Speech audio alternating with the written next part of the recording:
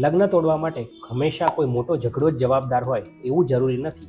અમુક ચૂપચાપ આદતો ધીમે ધીમે લગ્ન જીવનને અને એમાં રહેલા પ્રેમને ઉધઈની માફક ખાઈ જાય છે. તો ચલો આજે વાત કરીએ સાયલેન્ટ કિલર્સ ઓફ મેરેજની. પોઈન્ટ નંબર 1, સાર્કાઝમ અને કટાક્ષ. સામેવાળા વ્યક્તિને પસંદ ના હોય છતાં પણ એને મજાકના બહાને વારે ઘડી એને ચીડવવું. પોઈન્ટ નંબર 2, સાંભળવાનો અભાવ.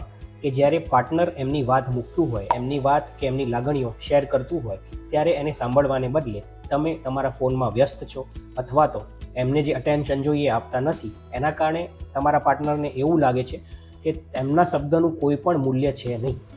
પોઈન્ટ નંબર 3, પ્રશંસા ના કરવી. વર્ષો પછી અપ્રિસિએશન ખતમ થઈ જાય છે. આ તો એનું કામ જ છે, આ તો એનું કરવું જ પડશે. આવી વિચારસરણી ધીરે ધીરે પ્રેમમાં સ્પાર્કને ઓછો કરી દે છે. Point number 4, silent treatment. નારાજગી વખતે દિવસો સુધી વાત કરવી નહીં અને એમ માને રાખવું કે બધું શાંત થઈ ગયું છે, પણ એકચ્યુઅલીમાં અંદરથી જે રિઝેન્ટમેન્ટ હોય છે એ જમા થઈ રાખે છે. પોઈન્ટ નંબર 5, કમ્પેરિઝન અથવા તો તુલના કરવી. અન્ય લોકોના પતિ પત્ની આવું કરે છે પણ તું નથી કરતો. આવી તુલનાઓ મનોબળને તોડી નાખે છે.